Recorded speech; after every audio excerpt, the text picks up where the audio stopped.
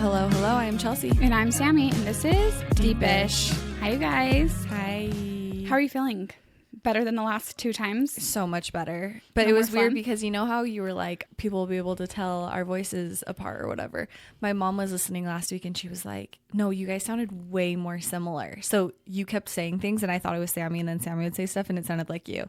She was Oh like, my it gosh. definitely made you guys sound more like each other. That's funny. So But- maybe my voice is naturally deeper. No, I don't feel like it is deep at all. But then why would we sound more like each other I don't when know. you're sick? I don't know. Maybe you just have a sexy rasp in Yeah. general. Oh, I always wanted one like Brooke Davis in One Tree Hill. Oh, yes. But then I feel like it would get old after a long time. It cracks all the time. Yeah. But it's perfect for a dramatic show like One Tree Hill. Mm-hmm. But imagine being married to that. And it's like, good morning. And if she's yelling or talking and she just has that rasp. Yeah, no. It gets annoying for sure. But yeah, I'm feeling a lot better. This has been rough sickness-wise. I'm curious if people are going to be sick less sooner because it feels like springtime already. We skipped a lot of the winter. Like, are a lot of the virus is going to slow down now that it's getting warmer? Is it going to stay warm? Honestly, at this point, it's like, don't even come snow. You're too Yeah, late. too You little, want it. too late. Yeah, exactly. So I at don't this wanna point, if there's a huge snowstorm in March, I'll be pissed. There will be. I mean, hopefully. But we need the moisture. I know, but it's been raining quite a bit. Yeah. But it felt like spring. Even The last today, couple it's so weeks. warm. I was wearing my coat driving down here and I had to take it off because I was like sweating. Yeah. I haven't even worn a coat all winter. So I'm kind of over it. But okay, I want to hear all about you went to New York this last which week. is so funny because it was freezing in New York. It was so cold. It was so cold. And I'm like, oh, yeah, this is winter. And obviously the wind chill and it's different in New York with the humidity. It makes it feel colder. But it was weird getting off the plane coming from New York. And I'm like, it is spring in Utah in February. It's so weird. Utah's been Was there so a lot weird. of snow? Yeah, they had just had a big snowstorm a week before. So there was slush on the streets. And it was a lot more clear than people had been posting. I was on the New York TikTok for the week before I went, and I was like, I'm scared that I'm gonna have to wear shoes that are gonna get ruined, and I can't look cute because I'm gonna have to wear so many thermal layers. But it wasn't that bad. But yeah, it was so fun. I went with some friends from high school because we went to go see Whitney in Chicago. We went to high school with her, and so it was fun to see her, and she did so good. I know you were saying that she was so good. I feel like everyone was like, can she even sing? But the videos I was seeing, she sounds great. And I just love, everyone's a huge Whitney fan. I don't love Whitney in general. I don't know her and I'm like, whatever. Yeah. But I love when people get their dreams. They work hard and they accomplish things. It's like, oh. Yeah, it was so interesting because you've seen the movie Chicago, right? Yeah. So it's like Roxy Hart, her whole dream is to be famous. And so it's kind of funny because I'm like, this is her story. It almost felt like she was emotional in it because it was resembling her life a little bit of like, my name's going to be everywhere and whatever. But a lot of people are like, oh, it's giving community theater. But Chicago on Broadway is not that great. The set design, it's so anticlimactic. They have the backup dancers that are playing the police officer and the judge and the dad and the whatever. And so compared to like, we went and saw Harry Potter the night before and that was amazing. And that is my dream. And you saw freaking Tom Felton, who's Draco. Tom Felton was playing Draco. It so good? It was so good. And it was like the thing that I did not expect. I don't know as much about Harry Potter. I understand the premise. I know who all the characters are. But there were so many different things that they're like, oh, I have a Patronus. And everyone's like, and then everyone's freaking out like, oh my gosh, I can't believe. Because this is a screenplay. So a lot of people don't know the premise of it. And so there's plot twists and stuff in it. And I'm like, what's a Patronus? I don't know what's going on. But the magic was insane. That's what I wasn't expecting. The set design was crazy. Like beds would just disappear or things would just fly in the air. And it was just so cool how it was done. You have to go see it. I need to see it. It is hurting me that I'm not. You could go see it while Tom Felton's playing because obviously it was cool and everyone was freaking out that he was there. So you saw that and then compared, you're like, oh, yeah. Yeah, and then to Chicago, it was like, but it was just cool to see Whitney. I had seen Chicago on Broadway before, so just seeing her in that role. And I just I know all the music. I'm not super into Broadway or plays or musicals, but Chicago, I loved the movie growing up, so that was really fun. It was just fun because she invited us to her after party with Tart, and I was a fish out of water. I do not know anyone. Like, I know. Okay, so tell me, going. did you guys go backstage? Sam was like, oh, freaking out. Was that at the after party, or did he go back? No, he didn't go back. So he went backstage a different day. He stayed for a week and went to a different night. But we couldn't go backstage that night because they were filming Secret Lives. I'm sure I wouldn't have gone back. I'm not as close as like her BFFs, but they were like, any other night you could come back, but they were filming something for Hulu backstage before. And then we went to the after party. And so I had to sign a thing to be filmed on Secret Lives. So when you walked in, were they like, here, you have to sign this? Oh, yeah. You have to scan this thing, and then you have to fill out this 10-form paper, put your address, put your name, sign all these things. Obviously, I didn't read it. I'm just like, check. Just get me into this party. I will sign my life away. Mm-hmm. But also, I think it was just you're giving us the rights to show your face on TV. If you're in the background, we're not going to blur you out type thing. But it was so weird seeing them all in person. Also, at this show, it's crazy. They are celebrities. I know, you were texting me. People were losing their minds. Which is weird because in Utah, it feels fake. This feels like, yeah, they're famous, but it just doesn't feel like they're actually famous. But I could not believe how famous people think that they are. They're walking in and everyone's like freaking out. Yeah, and just crowding them. Like security had to come in because people were trying to get pictures of them. Everyone's on the top balcony. They're leaning over to just film them. It was crazy. And then they were all at the after party. And they were filming a little bit. There wasn't like a ton going on. I'm so curious to see how they piece it together. Was everyone there? All the cast? Everyone but Demi. Well, I think Demi's out. Yeah, she's not filming this season. Do you feel like she's done? I don't know. I've heard different things from people I know that either she can't be filming because she has a lawsuit with Marciano right now, or she also told one of my friends that Hulu offered her a big bonus if she comes back. But I think she would go back if she could. So I don't know what's going on. Yeah, I don't know exactly what's going on. I feel like there's no way that she, of her free will, is like, yeah, I'm done. It really can, depending on your edit and depending on how you act, affect your current life, what you're currently doing, and if she's wanting to do more Broadway or this or that. Yeah, it was so fun. And I was feeling so good in New York, pregnancy-wise. And then I got home and I'm sick again. And I'm just like, what is happening? Have you been taking the medicine or no? Just when I need it. I did yesterday. You didn't take it in New York, did you? I took it in New York, yeah. Every day? Well, not every day. I took it mainly on the days that I flew and then like the day of the show. Anyways, yeah, it was good. And then OB. Oh, yeah, I had the worst experience and I need to find a new doctor. So what happened? I found this midwife. It took me forever to actually find a doctor. I ended up deciding on a midwife at the fertility clinic. If I could recommend one person, it would be this person. Told me this midwife. So I go at like my 12-week appointment and she was fine. We waited for like an hour to get in. And so she was like kind of short with me and she seemed flustered and rushed. And I was like, okay, clearly it's like a crazy day. You guys are so behind. I'm giving her the benefit of the doubt. And I went for my 16-week scan and I went by myself because they don't do an ultrasound or anything. And she was just such a little biatch. It was just one of those situations where it's like every question I ask is a dumb question. And I only have 2 questions for her. And just her responses were like, we can check it if you want. I think you're fine though. Not like educating me, not comforting me, nothing. So then I'm just like, okay, I just feel like such a bother to even open my mouth. And then she's like, okay, why don't you step up on the table and I'll check the baby's heartbeat because we didn't do an ultrasound that time.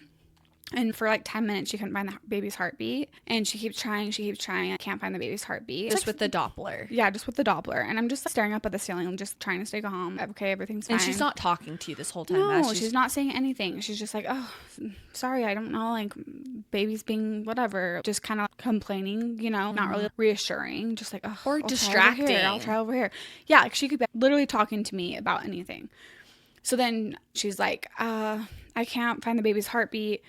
So I'm going to go get my nurse and have her go grab an ultrasound machine. And I'm like, okay, sounds good. And I'm just literally staring up at the ceiling like, it's fine. And I feel fine. Obviously, I'm a little scared at that point. But I'm like, no, I really feel like everything's fine with the baby. And she just looks at me and she's like, you need to relax. Make sure you relax. And I'm like, I know. Like, I'm relaxed. I'm literally just sitting here, like, not doing anything. No, I can tell by your face that you're stressing and you need to not stress. And I'm just like, okay, what do you want me to do? Smile? I'm so confused at why you're being like this. Like, why would you not? So anyway, she tells her nurse to go get the ultrasound, and then she just sits in the chair next to me and is just like bent over staring at the floor waiting for the nurse. And I'm like, this could be a good time for you to try and connect with me as your patient. Ask me about how I've been doing or if we're getting excited or if we have any names yet. Like, connect with me. You're going to be delivering my baby. You're literally going to be in the room with me. And I just thought I would have such a connection. They just treated me so well at the fertility clinic. And so going from a fertility clinic to an OB's office, it's like jolting because you're like, whoa, this is a different experience. And it feels like dollar store version of the fertility clinic. Their machines aren't as good. It's crazy. So anyways, she comes in with the ultrasound, ends up finding the baby. Everything's fine. And then she's like, okay, we'll try and get a picture real quick. And the baby was curled up in like a weird position. And so she's just like, oh, like snaps like a picture. And she's like, that's as good as we're going to get. And just starts wrapping up the ultrasound. I'm just like, okay, sorry to be such an inconvenience. Thanks for the photo. So when I left, I just called Hayden and just was crying. I was like, she was so mean and that was so scary. And I can't go to her anymore. Absolutely not. So I had one with my second. She was amazing. That's what I need. Held my hand through the whole thing, gave me an ultrasound every single appointment. I was high risk, so she really held my hand. But she was like, hey, we're going to do progesterone and we're going to do this and we're going to get this baby. And that's my only baby that wasn't in the NICU. He still came early, but I feel like she really took me serious and held my hand through it all, but she retired. So yeah. See, that's exactly what it is. It's like, oh, I love now we retired, or oh, they're not taking new patients or whatever.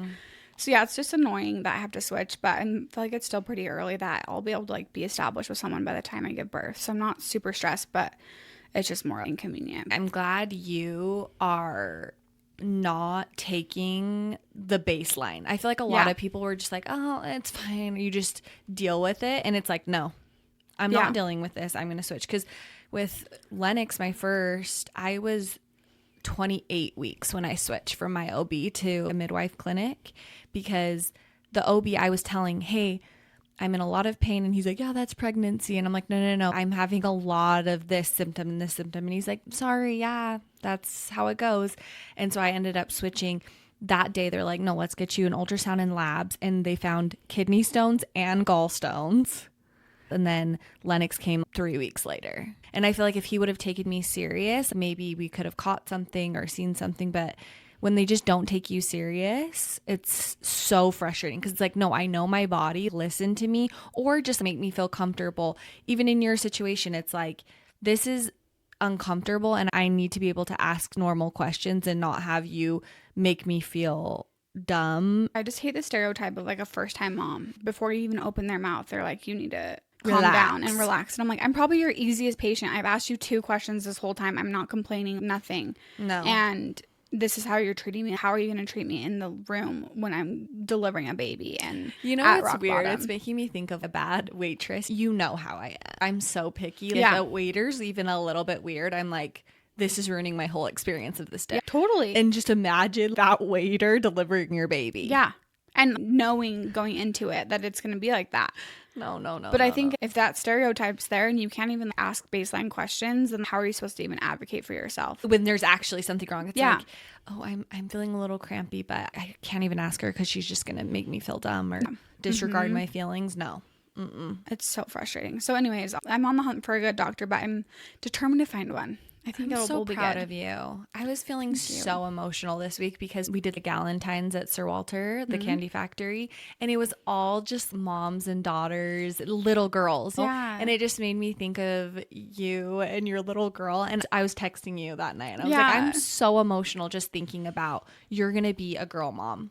And the cutest. And I was like, this is a dream.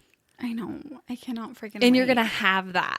Oh, me and Brandon were actually at dinner and I was randomly like, Sammy's going to have a baby, because there was a couple with a newborn baby. And me and Brandon used to take Lennox all the time when he was little, just on all of our dates. And I was just like, Sammy's going to have that. It's going to be them two and their baby. I know. It's so weird. Because now it's unrealistic if we want to go on a date to take all 3 of the boys. It's not as much of a date, but when you just have a little baby accessory, then it's fine.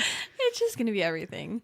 Oh, I know. I can't wait. And people are so nice. And I feel like everyone's so excited. I'll get texts like that all the time. Like, oh my gosh, I'm thinking about baby girl. And I'm like, thank you so much. And it's fun because I'm getting all these recommendations from my friends. And I've been thinking about your baby shower a lot. And I was texting all your best friends. And I was like, hey, save the date. We're all getting excited. And it's just so sweet. I can tell everyone's really excited for you. And it's just going to be here so fast. You think of how fast summer comes. Like, my spring is booking up. And then once June hits, it's going to be, okay, final weeks of getting stuff ready. It's crazy. Ooh, I can't wait. But that kind of leads me into what we're going to talk about today. Okay, good. Let's hear. Infertility led me to seeking therapy. I've been to therapists in the past, and we've talked about finding a good therapist. We talked to Brecca on the podcast, and we both are in therapy now.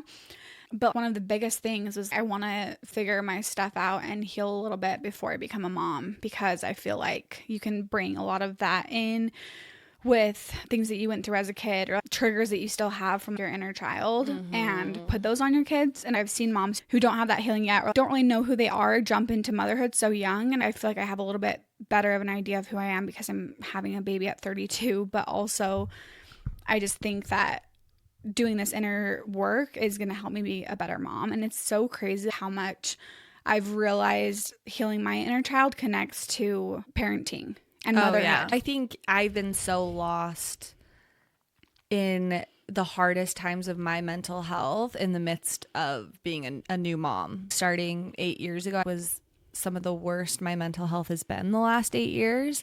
And it's just finding the time and trying to heal and recover and go through a lot of your traumas while being a mom is so difficult. Because you're dealing with so many emotions. And it's also, I make myself the last priority where I'm just like, okay, yeah. Anyways, let's just pop a pill and change this baby's diaper and get through the night. But now it's getting to the point where it's like, this is unmanageable. Like I have to start really doing this work because it's bubbling up in all areas. Do you feel like you've noticed motherhood can kind of hold up this mirror for you of the things that you have unhealed or a lot of your traits and qualities or beliefs about yourself? Do you feel like you've seen that through the motherhood lens yet? Motherhood in general just brings up a lot. It's hard. It's really hard. And it's this balancing act of I don't want to ruin them and I'm trying my best and I'm exhausted and I'm tired. So that in itself is one thing. And then when you're dealing with deep wounds and hurt on top of that, it's almost like the least selfish thing you can do is try to work through those things and understand. So when you are having a hard day, you can have compassion or rewire or rework some of those thoughts or intrusive thoughts. And I think that translates to how you parent. And with your kids, they see that when you're happier, they're happier and they feel more safe.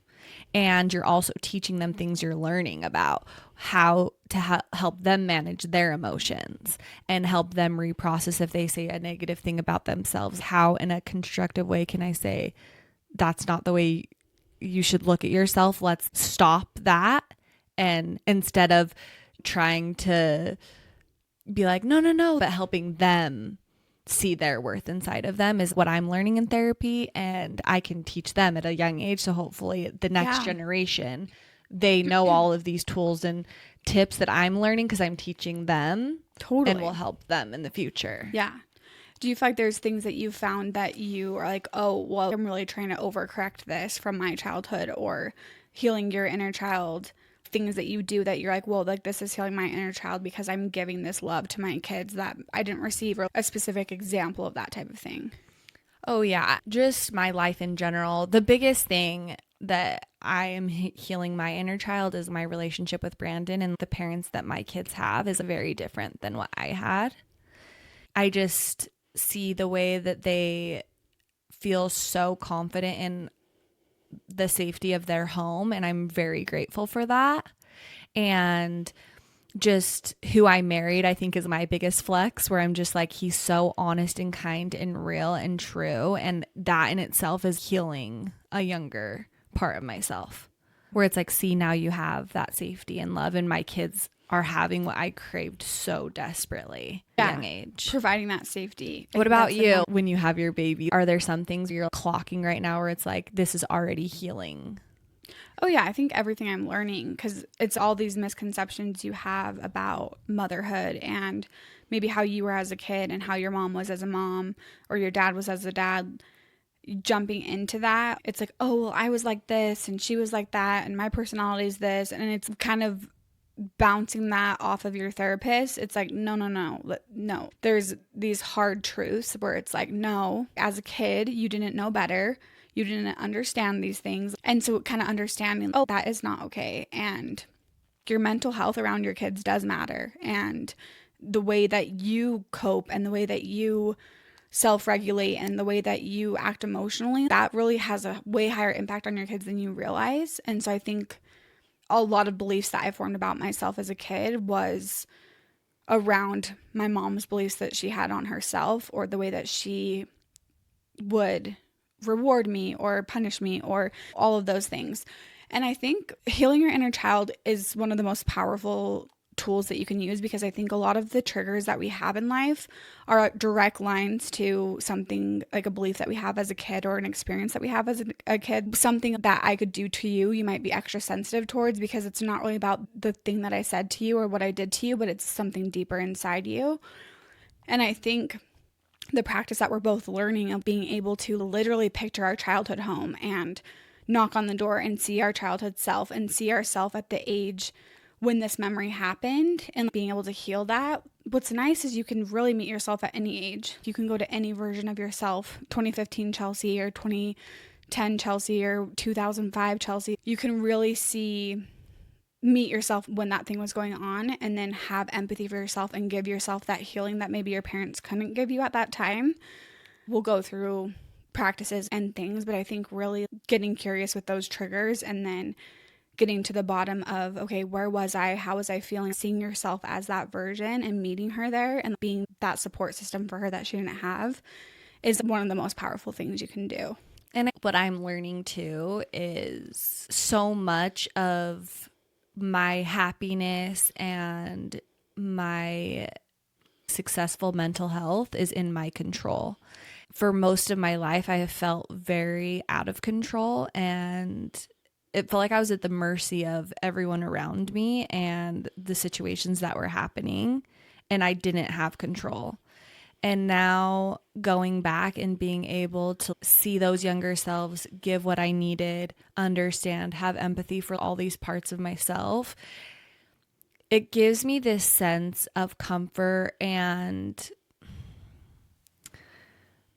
I want to fix my kids and give them the perfect life and the perfect childhood. And unfortunately, that's not in my control, because they have their own story, and something that I could be trying my very hardest to prevent might be the exact thing that causes their trauma and who they are as people.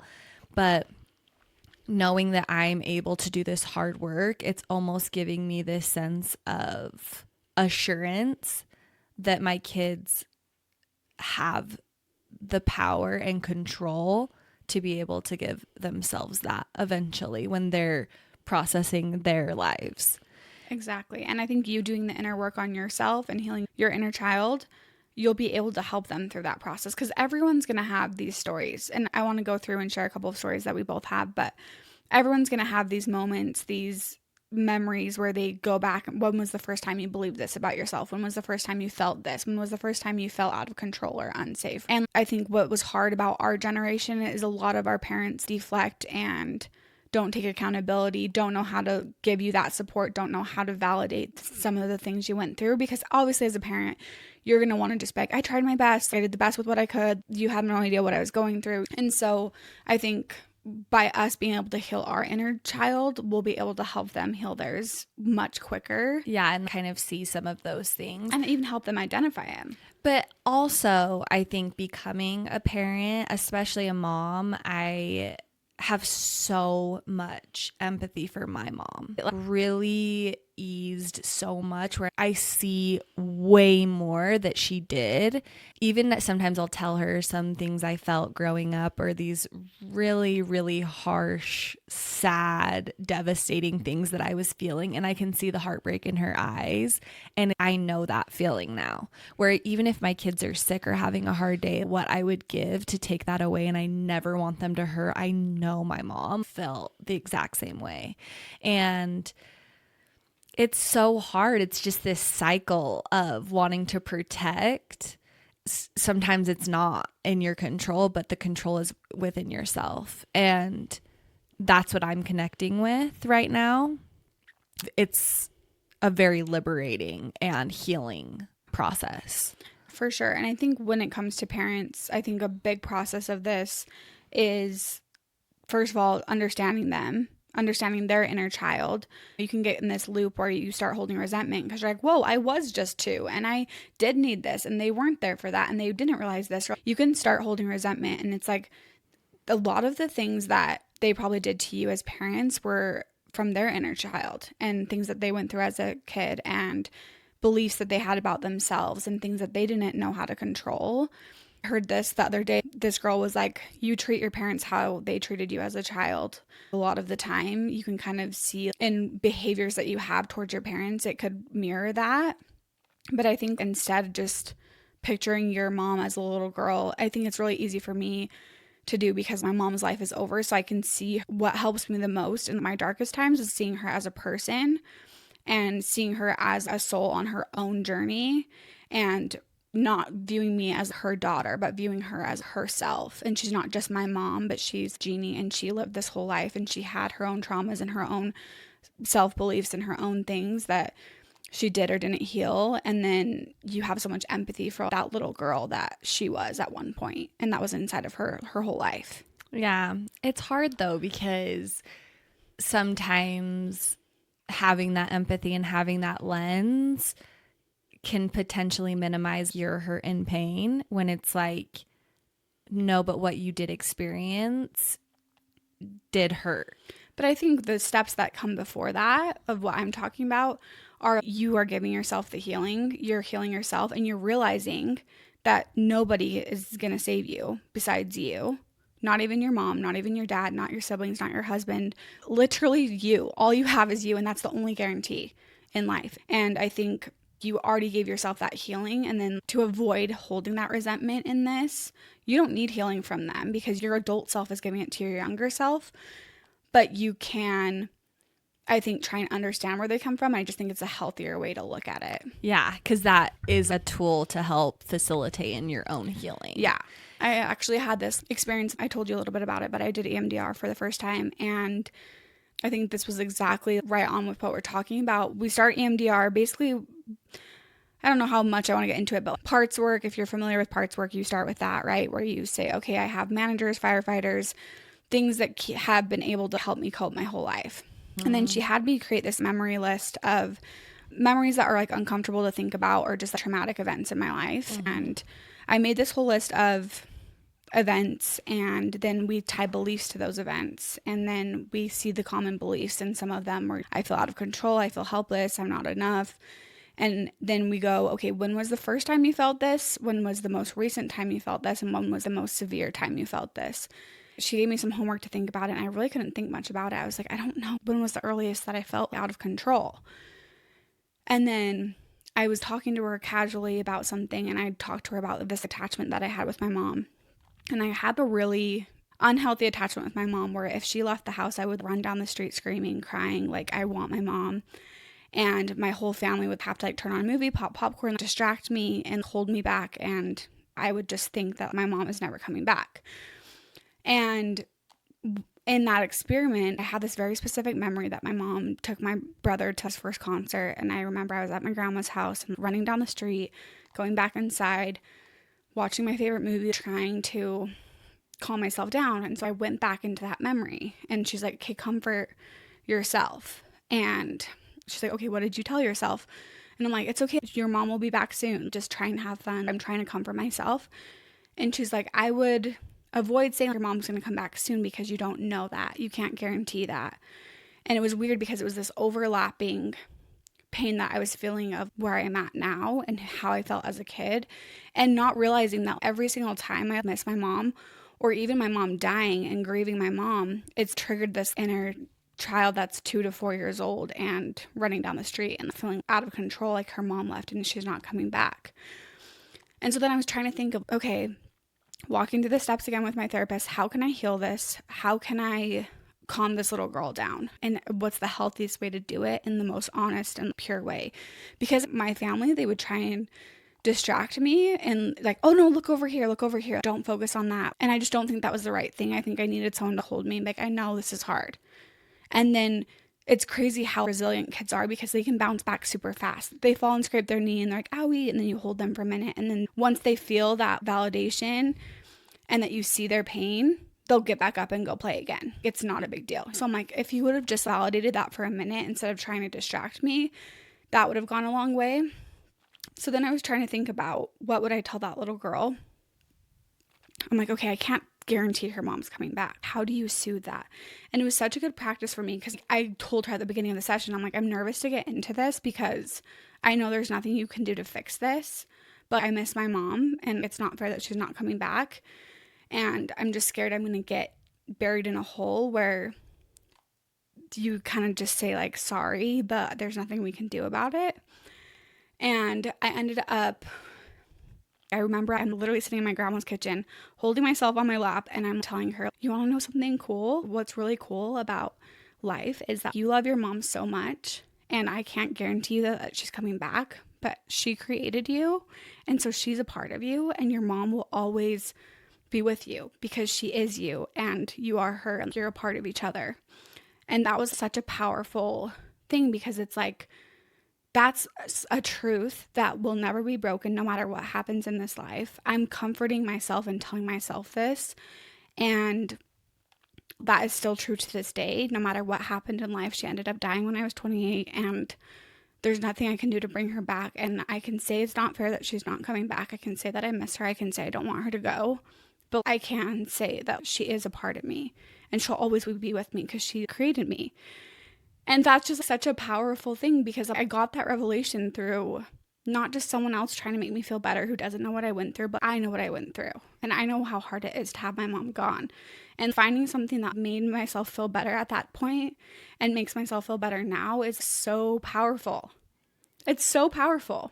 Yeah, and I think the big takeaway from that is you are the only one that knows how you feel and felt.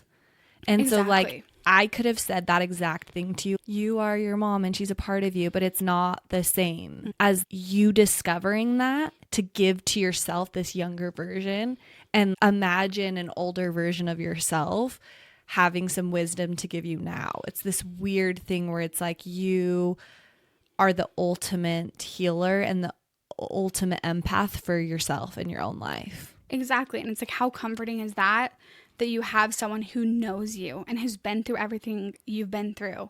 And it's this hidden gem that you unlock, that it's your adult self and your younger self. Your adult self can go visit and hold her hand and calm her down and walk her through it.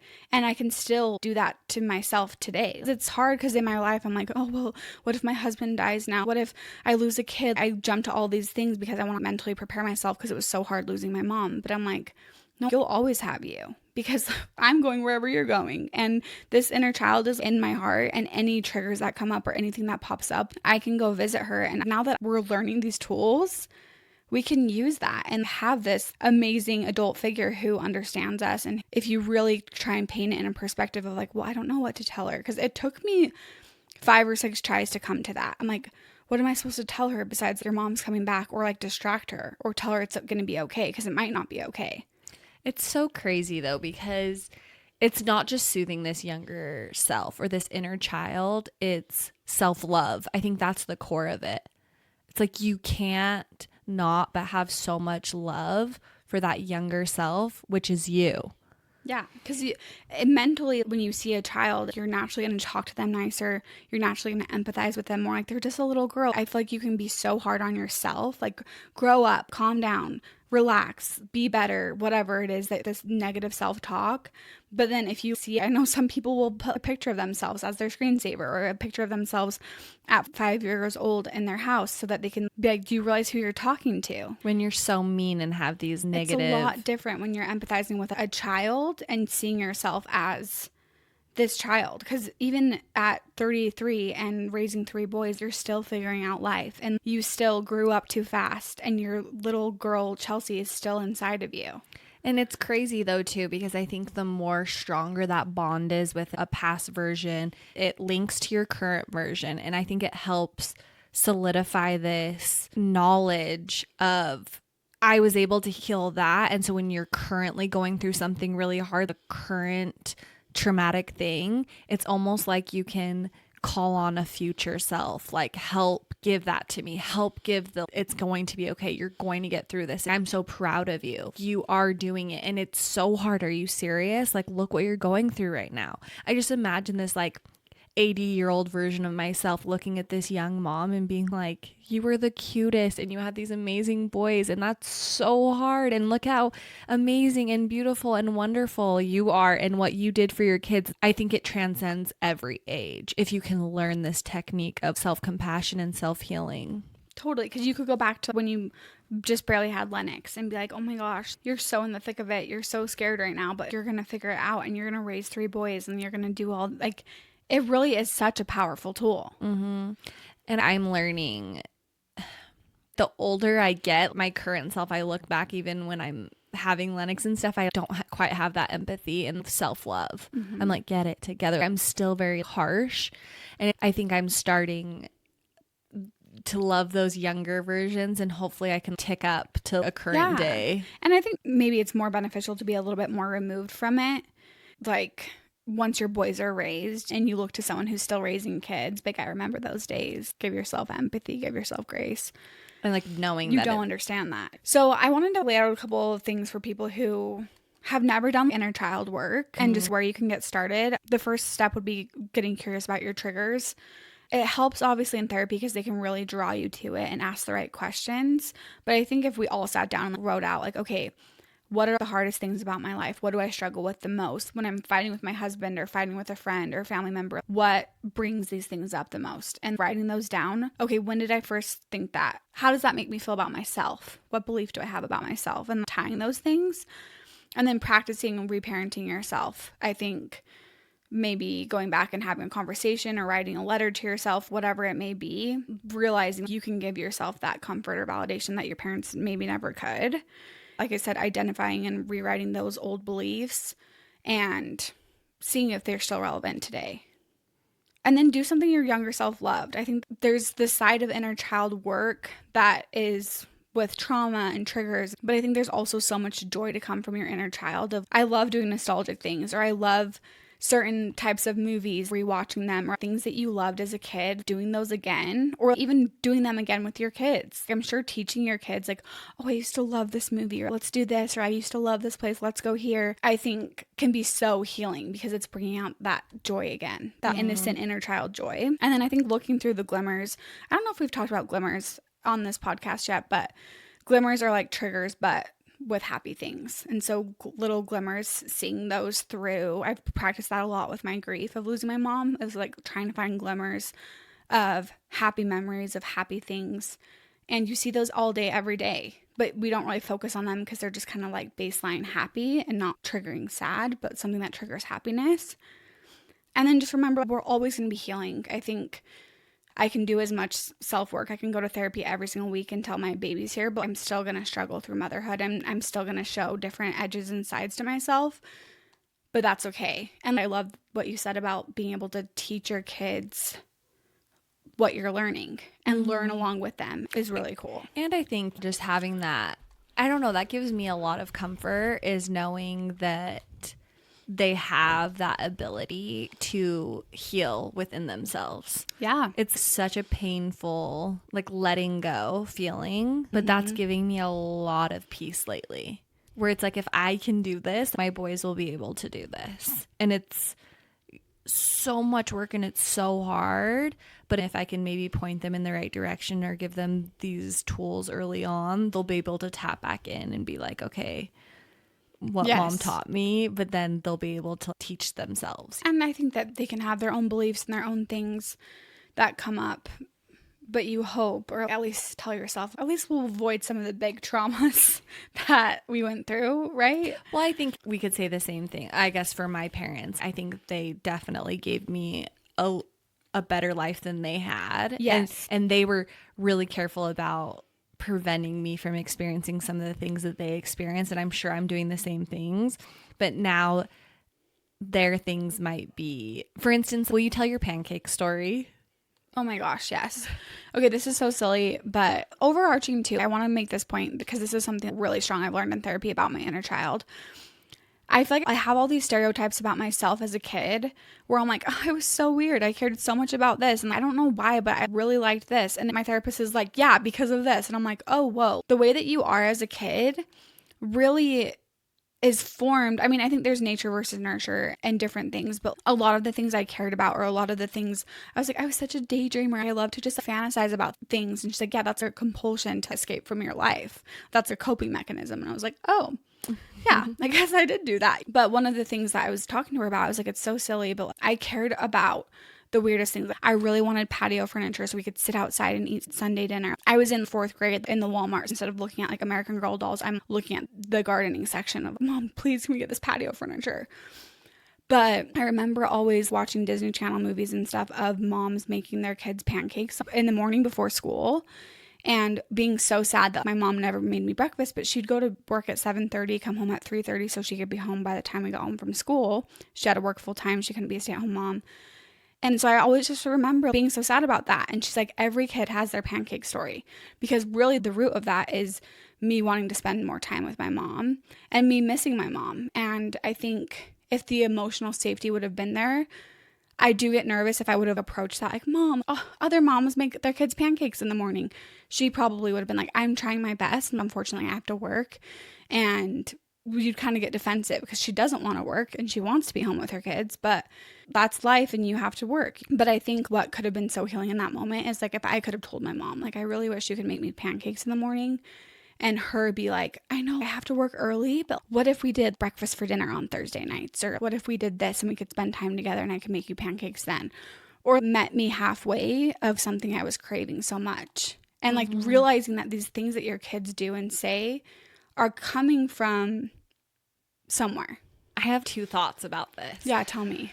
One, it's like, again, giving yourself that, where it's not even that solution, because that solution didn't happen. The breakfast for dinner didn't happen, but saying now who you are now, that makes so much sense. Yes. That you would feel that way. I'm so sorry. I see that pain. Yeah, and even just knowing it's because I was missing my mom, I'm like, okay, like it wasn't about the freaking pancakes. And it's so silly that that even got brought up in therapy, because part of me felt like a selfish brat for being like, Kate, your mom's literally at work. Like, relax, pop in some Eggos. Who freaking cares, you know?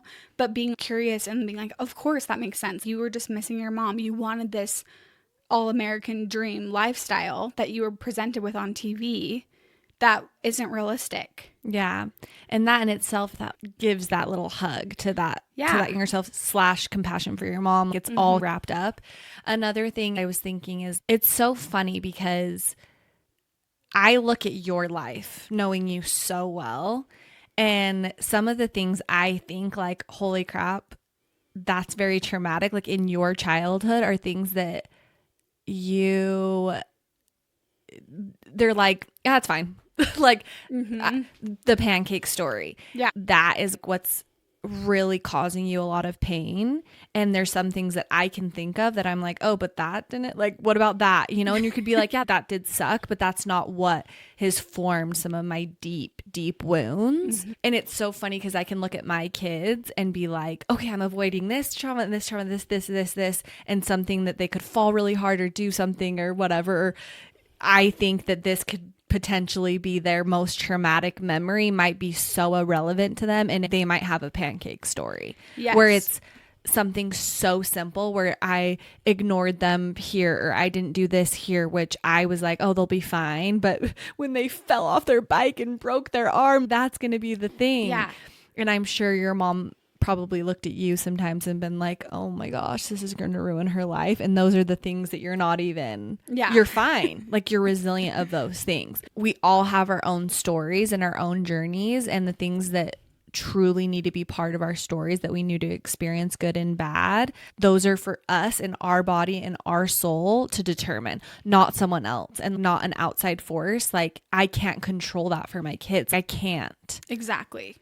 And I think too, a couple of other things, my main takeaway from therapy that I want moms to hear, or just people to hear about their inner child, one of the biggest realizations, and maybe just because I'm not a mom, I've done this, but like I said, I've made stereotypes for myself as a kid, and it's almost like that's an excuse, where I remember I always really wanted a mom. I remember I was babysitting one day, and I think I was there before the kids got home from school, and the kids came home from school and the mom was still there.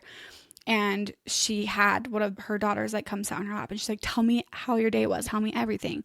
And the little girl's telling her everything. Oh yeah, Sally this at school, and I ate this, and I did this and this and this. And I was like, wow, I would love that type of relationship with my mom. I wish that I had that, and I want that so bad with my kids. I think I've expressed that before. Like, I want my kids to be able to talk to me, and I want them to be open about their days. And I've always kind of blamed myself. I'm like, I just was so closed off. Like I remember if my mom or my sister, whoever would ask me about my day, or they found out that I liked this guy and they'd be like, ooh, Sammy. And then I would just get an ick from them. I'd be like, shut up. Like, don't talk about my life. I would shut down because I think it was like, you never talk about my life and then you randomly want to ask and I want to close off. And I don't know. So I was like, as a kid, I wasn't very open. If I could have just relaxed and been more open, I could have had that relationship with my mom. And my therapist was like, no, every kid wants to be seen. Every kid wants to be known. And I think that's just kind of a cop out to just say that, oh, I wasn't open, or, oh, my kid just doesn't like to do that. But meeting them halfway and really being curious and getting to know them of like how they do receive those things and how they do open up. Because I think that's something going into motherhood I want to avoid, is those stereotypes of like, oh, she's just like that, or he's just this, or he never likes to do that, so we don't do that, or whatever. But it's kind of pushing past those barriers of like, no, all kids want to be known, all kids want to be seen, and I'm not just going to use that as an excuse to not have that type of relationship with them. Yeah, I can picture this where you might make your kids pancakes every morning before school, and that might be something that's one, just they don't care about and they never think about, or it might be like, Mom, you never let me sleep in because you wanted me to wake up and eat pancakes, and I wish you would have let me sleep in, and that would have made me feel more seen and more loved. Oh, 100%. You know? I guarantee my little kids are like, why can't we ever have Pop-Tarts for breakfast? And then I'm like, I'm making you pancakes. Yeah. Or after school, I think sometimes where Lennox loves to tell me about his day and Riggs is like, nothing, but they feel seen in different ways, where sometimes they need a little space, or maybe feeling seen for them isn't sitting on my lap and telling me all about their day, but maybe feeling seen is giving them a snack and sitting with them while they're playing with Legos and not saying one word. And I think that's like what we talked about with the people pleaser, where it's like being curious about how they receive love and how they feel love instead of just how I want to give it. And I think that it's so hard though, because it's like, so no, hard. How could you not? Because you're, of course. And I'm sure my parents did that, where this is all I wanted and I gave that to you and you didn't even see that. And I think that's a lot of what my mom did too, where she was overcorrecting so many other things, where she's like, oh my gosh, this would have meant the world to me if my mom bought me a prom dress, and then I bought you this prom dress, and it's just like second nature. But I think the overall point I want to get across with this is just being able to recognize those moments no matter what they are, because I guarantee, like you said, pancakes after school, whatever it is, but being mindful of, oh, I was expressing those things in weird ways and I was feeling unseen in certain areas, and like, how can I get to know them, be curious about them, how they receive things, and just be a little bit more mindful of it and not be so much in autopilot as a mom, and really know that these things can happen and these were my things, and not make it about pancakes, not make it about whatever, but make it about them and what they're going through, and just try and look for those things. Yeah. And the thing that you're saying all that about motherhood and with your kids is exactly what you should do with yourself. Everything you just said could be like, be curious. Don't just assume. Don't just disregard. Don't think this is how they need. Yes. Ask questions. Yourself and your marriage too. Yeah. Yeah. But I think if we can really hone in and learn all those things about ourselves. And I think checking in with yourself too, a lot with motherhood, of why am I doing this? Why does this feel so important to me? Is it going to be as important to them? What do we feel like they're going to remember at the end of the day? What's important? Those type of things when you're having a stressful day or you're really stressing about a certain situation, putting yourself in their shoes. Is this really going to be a big deal? Is this just a big deal to me, and why?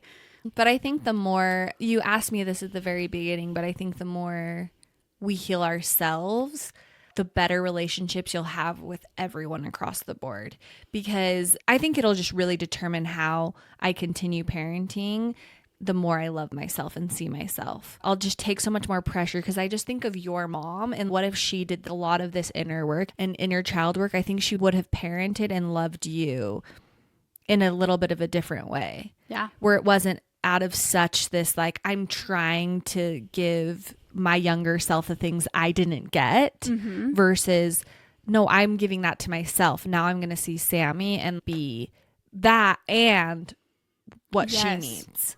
Exactly. And I think too, another part of it is the way that I am parenting and the way that I'm showing them love and the way I'm showing up for my kids costing me too. Finding that healthy balance of like, at what cost is this? Because that's also not healthy for them.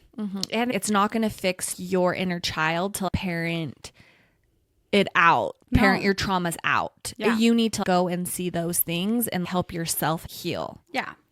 And I think a lot of the inner child stuff, it's not about fixing. It's more just about understanding. I think you want to go back and fix all these things, and some of them you can't. Like, some of those wounds are so deep that it's like, no, I actually really needed my dad to say this to me, or I actually really need my dad to not do this, or my mom not to do this.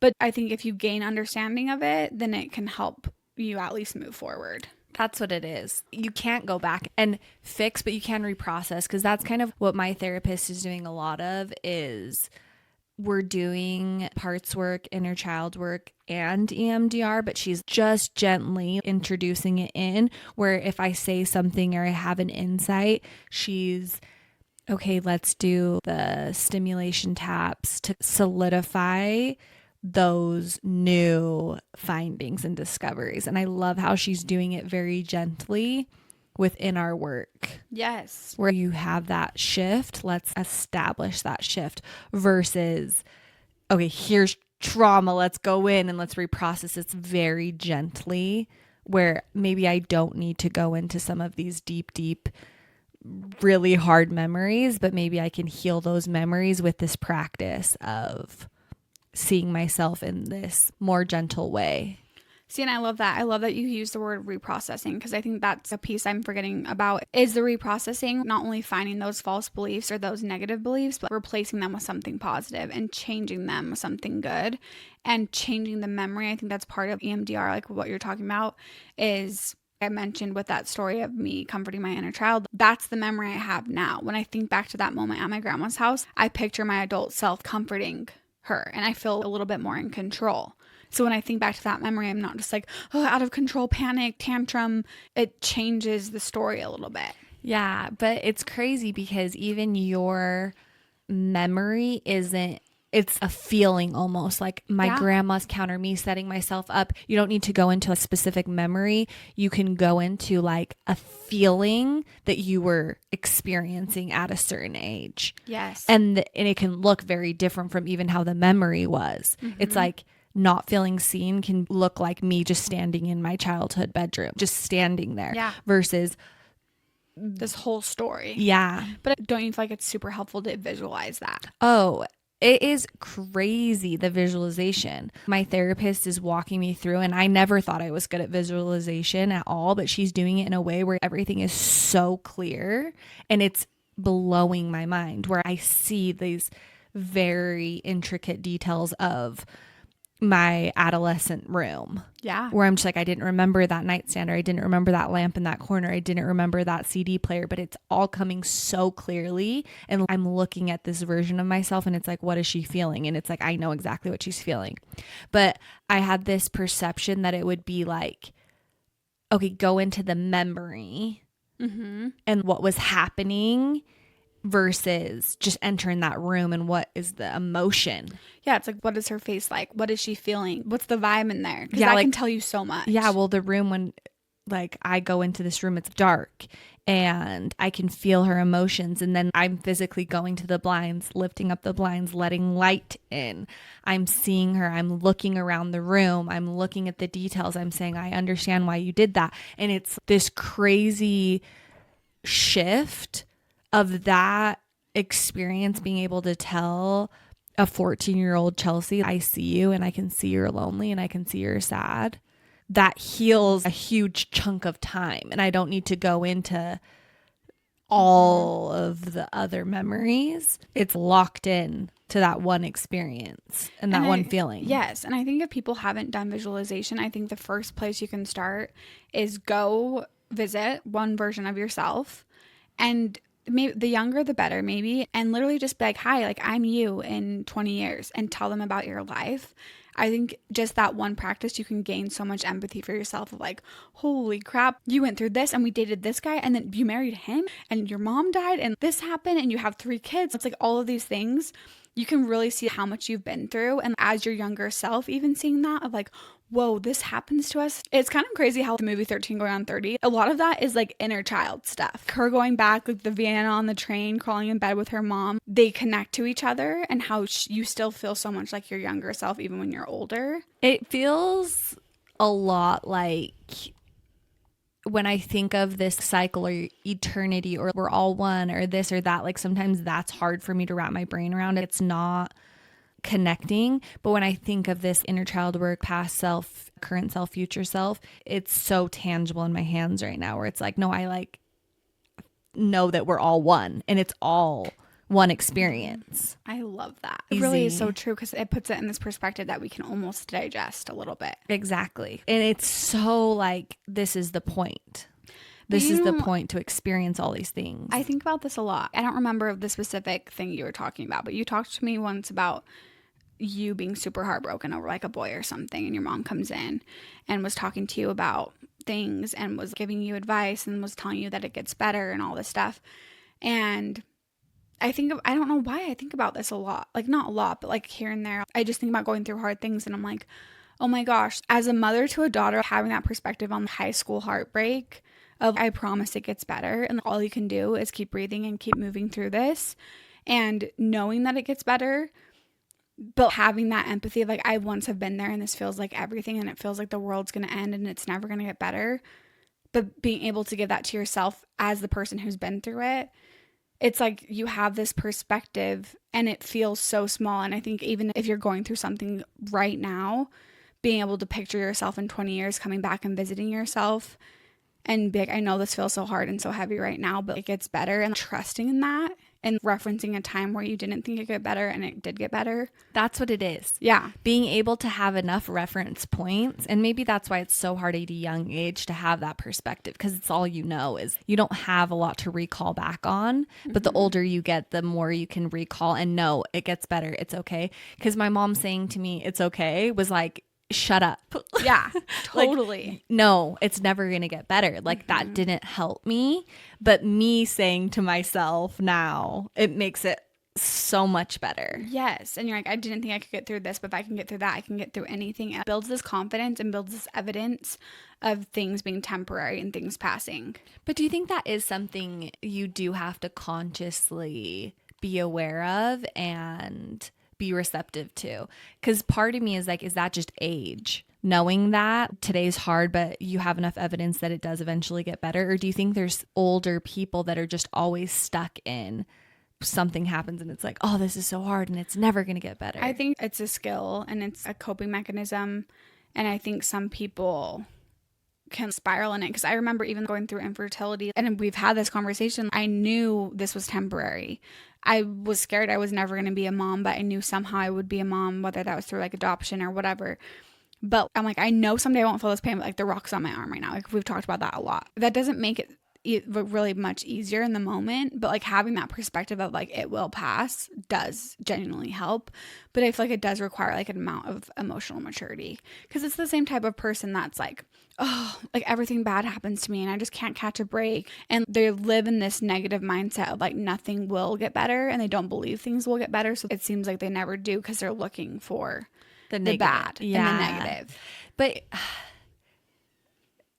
it is hard when you're currently experiencing something new, like infertility or something. Yeah. And it's like, no, but I haven't been through this. And I don't know if it's going to get better. Because feeling unseen, feeling lonely, feeling the heartbreak, whatever, it's like I've experienced all those things. So now if I'm experiencing a hard night with my kids where they haven't slept or whatever it is, or throwing up all over me, I'm like, no. You've been through this. It sucks tonight, but it gets better. Yeah. But if you're experiencing something for the first time, you don't have that reassurance yet. But I think you can compare it to other things. Yeah, and be like, no, even worse things. I mean, like, I freaking got through this and I can get through anything. And maybe it's all goes down to an emotion. And it's like you've experienced this emotion before, though, like heartbreak, devastation, sadness, depression, loneliness, like whatever the emotion is, fear, even if it's a new experience. Yeah, and I think people who don't have that, because it is an optimistic perspective, and I think that people that don't have those skills, it probably goes back to their inner child where they maybe had hope things would get better and it didn't, or they have experiences or beliefs that are different. So obviously, like, they would need to go through the self-work to do that, and that's horrible, but I think that it is possible. And even if it's something new that you haven't been through, you know, if you've been at a really low place and felt happiness again after, that you will feel happiness again. Yeah, no, that's a good point. And then just kind of redefining those core beliefs. Then you'll have enough of those strong self-love, self-compassion beliefs that you can tap back into. And that just does take a lot of work. You and I both are just starting this journey of self-healing, and it's really hard. Like, it's really, really hard, but I'm very proud of us. And I think we're already learning so much, and we're so receptive to healing. Yeah. And I think that that's really the first step, is being curious and like, I'm ready to receive this type of change. Mm-hmm. And I think it is hard, but it's worth it, and it's rewarding at the same time. And because there's days where I'm like, oh, I don't feel like going to therapy today, but I'm like, no, you're going to feel so much better after. But it is hard, the commitment and stuff. But I think I'm trying not to look at it as a perspective of like, this is so hard and this is such a bad thing, because it also is a luxury, and it also is a form of self-care, and it also can be really magical having these discoveries. Yeah, you know? It's definitely both. We both have luckily found the therapists that are the right fit for us.